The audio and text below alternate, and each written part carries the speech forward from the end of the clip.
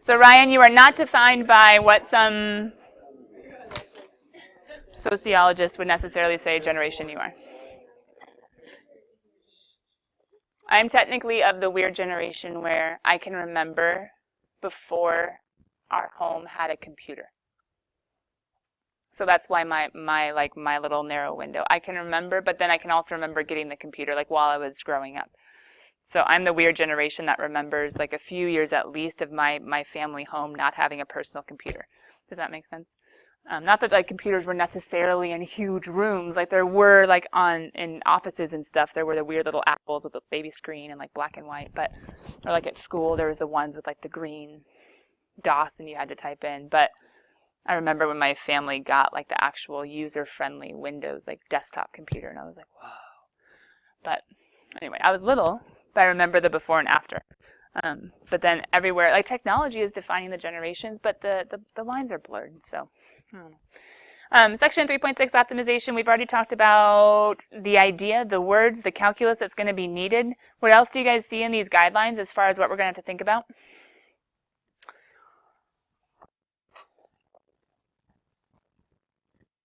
Yeah, what the words are saying. Wait a minute, is reading comprehension something important in any and every subject? Oh, so you're going to have to read and understand and interpret and figure out where it's supposed to lead you and what you've been given and what you're supposed to find? Oh, okay, so basically you just have to be knowledgeably. So number 2, what needs to be maximized or minimized, that's what we're going to call the primary. If I were you with a colored pen, I would just make a few indications as far as what's going on. The primary is the guy who's max or min, the quantity whose max or min we're trying to find. The secondary is what I'm going to put in parentheses. It usually looks like a random piece of information that doesn't really help. We're going to call that our clue. And what do we do with clues? We wait. We put them in our handy-dandy notebook until we need them, right? So clues we put off to the side. Check the feasible domain. What does that mean? Well, we can't go looking outside the domain, so we're going to go ahead and figure out what X is within. And maybe, just maybe, we'll actually have endpoints that we'll also have to think about. So basically we're asking ourselves the questions, are there endpoints? And then number 5 is all the calculus from chapter 3a. I'm trying to think, is there anything else I'm trying to, I guess here, for number 1. Givens and the find. It's not quite as specific as related rates where there's going to be a lot of like specialized notation. Like we need to find d v dt and we're given d r dt, and so we're going to use v equals 4/3 pi r cubed. There's not so much guessing in these problems. There's not so much having to pull out the equations and pull out the math. For the most part, well, depending on the problem, it's going to be pretty straightforward where we're supposed to go. We're going to say, find the max, find the min of this guy. Cool, well, hold on. Maybe we should use that down here. A quick little note under use calculus. Whoever your primary is, that's the guy who you're going to start analyzing. Wait, why is box prime with a pitchfork what I put underneath with using calculus to find a max or min? These zeros are DNEs of the derivative, aka critical numbers. So who are you going to go taking a derivative of and checking the critical numbers of and analyzing with the first or second derivative test? This guy. Where's this guy in your handy-dandy notebook until you need him? Maybe you'll need him in between these two, because maybe to take this guy's derivative, you're going to need to do something first. Or maybe you're going to save him till the end like related rates. Wait, related rates. Didn't we sometimes try to plug in early before the derivative and sometimes plug in later after the derivative? Same thing. Sometimes before, sometimes after. Is this a forever card? No. Why? It's reading a problem. It's reading a problem and doing the math that's necessary. We're just going to try to do as much practice as we can so that you guys get better at how to read these problems. So what did we already say about using calculus to find maxes or mins? You don't have to write this step again. Just real quick, review. For absolute, extrema, we're going to test critical numbers and endpoints when we have a closed interval. We're going to test critical numbers and endpoints when the closed interval. We're going to have to do or look at also increasing, decreasing when we're on an open interval. So test critical numbers and endpoints on a closed interval, that's to do with EVT, that card that we did. But maybe we'll just be looking at increasing, decreasing, like a first derivative number line, a first derivative sign chart on an open interval. Relative extrema,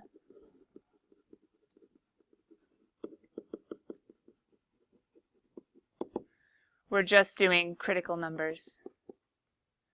Crits and increasing, decreasing. For the test, I put increasing, decreasing. That would be the first derivative test for relative extrema. But just a quick reminder, we could do the second derivative test for relative extrema. Both of them, remember, are using the critical numbers. Only crits for relative extrema. First derivative test is when we're doing the number line with f prime and f, and we're plugging in C and asking what slash what cards did I just summarize? There's 1, there's 2, there's 3, there's 4. Who are critical numbers? Sure, let's throw that in. There's 5. What's concavity? Sure, let's throw that in. There's 6. Whew! 6 forever cards just to understand this one little baby page. But it's okay. It's okay. The hard part of this is not so much the calculus, it's reading the problem. And that's what some of you guys faced in the SAT and the ACT. What some of you guys faced in other AP classes, APUSH, AP Gov, AP Bio, AP Chem. Having words and having to figure out what are they asking, what are they giving, where am I supposed to go with this? So, what if you were given something super, super, super, super, super, super basic and almost so basic it's hard? Find a number. Oh, come on, we're in math. So find, sure, x, right? Find a number, find x. In the closed interval, hey, there's an a and a b. Such that the sum of the number and its reciprocal is as small as possible and as large as possible. The lowest and the highest. What do you guys think, absolute or relative? The very highest, the very lowest. So I'm looking for absolute, not relative. But hold on. I need an equation, don't I? I need critical numbers. I can't do critical numbers until I take a derivative. I can't take a derivative until I have an equation. Who sees the equation? The sum. Isn't that addition? Of the number. Who did I name the number? And its reciprocal. Sure. We'll call them y. Why? Because I need an equation, so I'll call them something. You can call them S for sum. You can call them P for party. I don't know. You can call them y because there's an x in there. I have an equation, so sometimes you're going to have to figure out the equation, but then it's as easy as critical numbers and endpoints. I already know my endpoints, but who don't I know? But how do I find critical numbers? Let's take a. So aren't I going to end up with y prime is equal to 1 minus 1 over x squared? You guys okay on deriving? Bringing down the negative 1, making it a negative 2. Why am I going to change this to be x squared minus 1 all over x squared? Because what can I do if I have it as one nice little fraction after getting a common denominator? Yeah, zeros and DNEs. Don't I end up with x is equal to plus or minus 1 and 0? Why am I going to cross out the 0? It's not in the interval. And why am I going to cross out the negative 1? So what's my only critical number? Absolute extrema. Didn't you guys tell me to make a table? Plugging into the original? With the endpoints of 1/2 and 1 and 3/2. 1/2 plus is reciprocal. 1/2 plus 2 is 2 1/2. 1 plus is reciprocal. 1 plus 1 is 2. 3/2 plus is reciprocal is 3/2 and 2/3. 1 1/2 and 2/3. We should get some common denominators. That'd be 9, 6, plus 4, 6, 13, 6. Who's my highest? It's 2 and a 6th. Haha! Does that make sense? 2 and a 6th? Nah, 2 and a half is bigger. So as large as possible, what are they asking for? Careful. Find the number. So all they care about is where.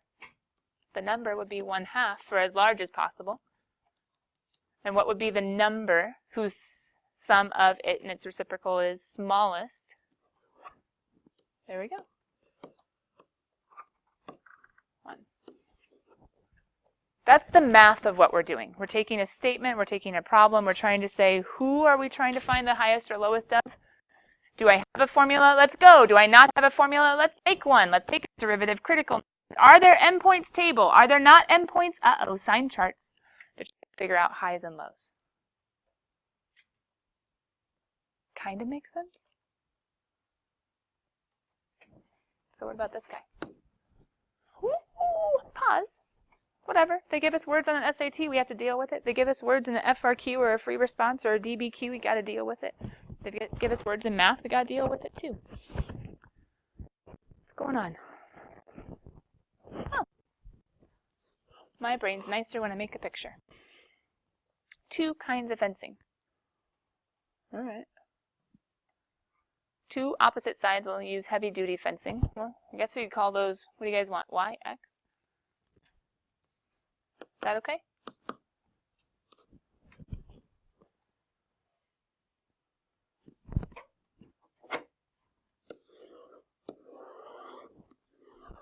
Making that blue, I wonder if there's a reason for that. What are the dimensions? You guys know like 2 by 4 or a 1 by 2 or whatever you want it to be. 1 by 1, I guess it's better. Ooh, ooh, ooh, do you see your primary? Why? Whatever word means max or min is going to point to whoever I'm taking the derivative of. So this right here points me to the primary. So that's why this is all blue. It's stuff, it's important stuff, because we're talking about a cost of $6,000. That seems kind of important, right? But who's the main guy? Not cost, area. Okay, so let's make an equation for area. Area of a rectangle. Oh dear, area of a rectangle. Length times width or y times x, or I don't know, I like alphabetical order. X times y. Let's take a prime. dA dt? Just a prime. But I have lots of variables. What's your clue if you were to write it out?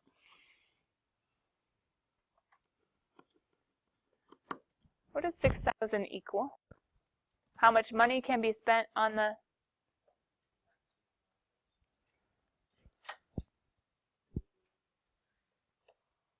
How much money can be... Just the idea. Just the idea. Step out of the problem and just be like, you have 6,000 bucks, and what do you need to do? Fencing. Which ones? I don't know. These ones $3 a foot, and these ones $2 a foot. How many lengths at $3 a foot do you have to do? Just 1x? 2 x's, yeah. I need to pay $3 for... How many bucks for the 2 y's? For both of those sides, and $2 for both of those sides.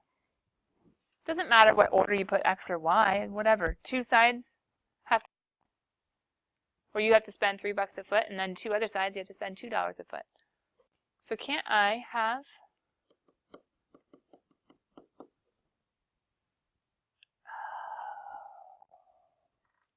like related rates? Could we maybe get rid of somebody before taking the derivative? Because I could solve for y and get 6,000. Substitution is a glorious thing. Because I can put the guy over and say, ha-ha, I don't want to take a derivative. This isn't a DDT. This isn't like a rectangle that's moving and changing as time passes. Hopefully not. That's a weird fenced-in yard, if it is. I just want to take the derivative, and I have too many variables. So get that guy plugged in, and I'll end up with a is equal to 1 over 4 x times 6,000 minus 6x. Some of you see you can pull out a 2. You totally can. You would end up with 2 over 4. Some of you might be like, I don't want to take that derivative. Why don't we just rewrite it? You have options. You could write that as 1,500x minus. But why am I talking about a derivative again?